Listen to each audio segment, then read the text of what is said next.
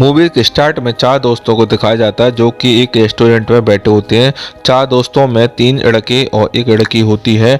उन दोस्तों में से एक लड़के का नाम माइक होता है। वो सभी आपस में बातें कर रहे होते हैं जो कि हैलोवीन आने वाला है, वो दोस्तों को टॉर्चर करेंगे। जिस पर माइक कहता है कि वो जेकब को टॉर्चर करेगा क्योंकि वो हर बार जेकब को टॉर्चर करता है।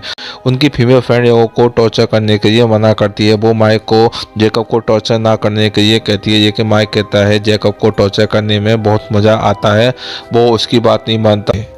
माइक और उसके दोस्त खाना खाकर उसका बिल पे करने मैनेजर के पास जाते हैं। तो मैनेजर उनसे पूछता है कि हैलोवीन पर तुम्हारा क्या प्लान है। तो माइक उसे बताता है कि हम इस हैलोवीन पर एक लड़के को टॉर्चर करने वाले हैं, बहुत मज़ा आएगा। मैनेजर भी उनके साथ आने के लिए कहता है, ये कि माइक मना कर देता है क्योंकि ये उसका और उसके दोस्तों का प्लान था। लेकिन मैनेजर के बहुत रिक्वेस्ट करने पर माइक उसको अपने साथ लेकर चलने के लिए मान जाता है जेकब को टॉर्चर करने के लिए। जेकब एक मेंटली बीमार लड़का था, उसका दिमाग अच्छे से काम नहीं करता था और ना ही वो अच्छे से सोच पाता था। उसे कैंडी खाना बहुत पसंद था, खासकर कॉर्न कैंडी, जिसे वो एक पंपकिन बास्केट में लिए फिरता था। वो एक फेस्टिवल की तरफ जाता है।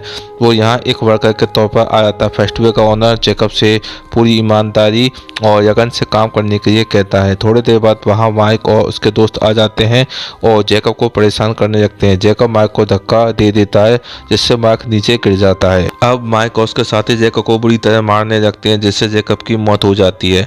जब फेस्टिवल शो का ओनर ये देखता है तो जेकब को किसी ने मार दिया है तो वो बहुत गुस्सा होता है। ऐसे कोई उसके वर्कर को कैसे मार कर जा सकता है। वो जेकब की बॉडी को उठाकर अंदर लेकर आता है। वो जेकब के चेहरे पर मास्क पहनाकर कोई विचुअल करने लगता है जिससे किसी की सोच के अंदर आ जाती है और जख्मी जेकब फिर से जिंदा हो जाता है। उधर मैनेजर को दिखाया जाता है जिसने माइक के साथ मिलकर जेकब को मारा था। वो किसी को बता रहा होता है कि उसका हैलोवीन बहुत अच्छा गया, इस बार उसने पहली बार बहुत मजा किया। उसके बाद वो वॉशरूम जाता है जहाँ पंपकिन बास्केट पड़ी होती है जिसमें कॉर्न कैंडी होती है, जिसे वो खाने लगता है। तभी वहाँ जेकब आ जाता है और उस मैनेजर का पेट चीरकर उसको जान से मार देता है। उसके बाद सिर्फ इन्वेस्टिगेशन करने वहाँ पहुँच जाता है। वो देखता है कि हर तरफ कॉर्न कैंडी फैली हुई है। उसे इन्वेस्टिगेशन से पता चलता है कि उस रात जेकब को टॉर्चर करने वालों में मैनेजर भी था। उसे शक होता है कि इसके पीछे जेकब का हाथ है और इसे जेकब ने ही मारा है। जब ये बात माइक को पता चलती है तो वो कहता है कि जेकब में इतनी हिम्मत नहीं है कि वो मैनेजर को मारे। अगर उसमें इतनी हिम्मत होती तो वो उस दिन खुद को बचा लेता। हो सकता है कि मैनेजर को उसके किसी दुश्मन ने मार दिया हो, जेकब ने नहीं। उसके बाद वो वहां से चले जाते हैं। माइक और उसके दोस्तों के जाने के बाद माइक के दोस्त को घर में अजीब आवाजें सुनाई देने लगती है। जब वो चेक करने जाता है तो उसे वो पंपकिन बास्केट दिखाई देती है। वो उसे देखकर हैरान होता है कि वो बास्केट यहाँ कैसे आ गई। तब जेकब उस पर हमला कर देता है और उसकी स्पाइनल कॉर्ड यानी रीढ़ की हड्डी खींच देता है जिससे उसकी फौरन डेथ हो जाती है। सैफ अब खुद जेकब की तलाश में निकल पड़ता है और अपने बेटे माइक को बाहर निकलने के लिए मना करता है और वो उससे कहता है कि तुम्हारी जान को खतरा है, तुम घर पर ही रहना। शरीफ शहर में होने वाले कार्निवल, फेस्टिवल और सभी इवेंट्स को रोक देता है और कहता है कि सभी अपने घरों में रहें।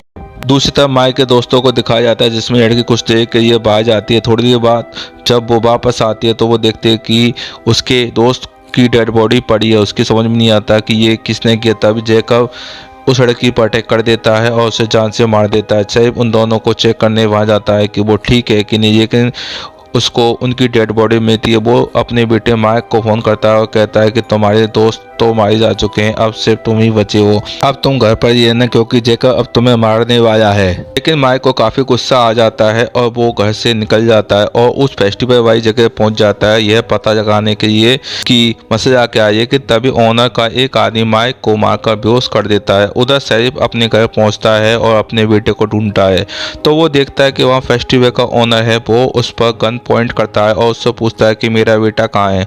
लेकिन तभी उसके पीछे बिशप आ जाता है, उस पर अटैक करके उसे बेहोश कर देता है। फिर वो फेस्टिवल का ओनर एक चाकू से शरीफ का गला काट कर अलग कर देता है।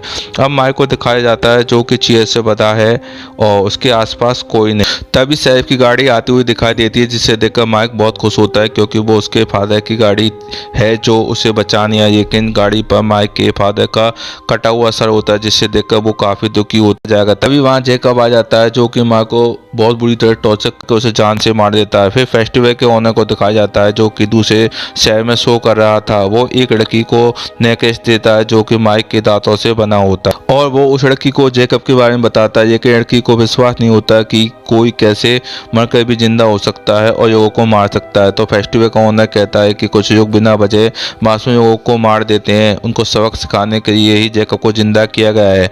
मूवीज के लास्ट में जैकब को दिखाया जाता है जो कि अपने घर में होता है और अपनी फेवरेट कॉर्न कैंडी खा रहा होता है और इसी के साथ यह मूवी खत्म हो जाती है।